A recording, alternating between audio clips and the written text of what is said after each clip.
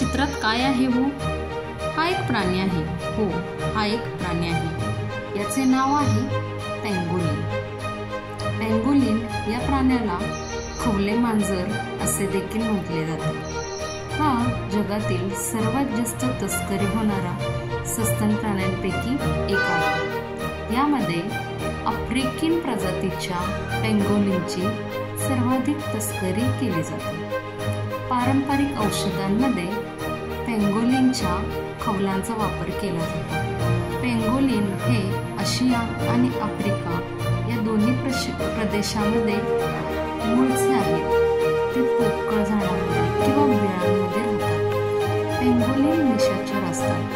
त्यांच्या आहारात प्रामुख्याने मुंग्या आणि वाळवे असतात. 1989 मध्ये वन्यजीव संरक्षण कायदा लागू केल्यानंतर तैवान हे जगातील काही पेंगोलिन संवर्धन केंद्रापैकी एक आहे.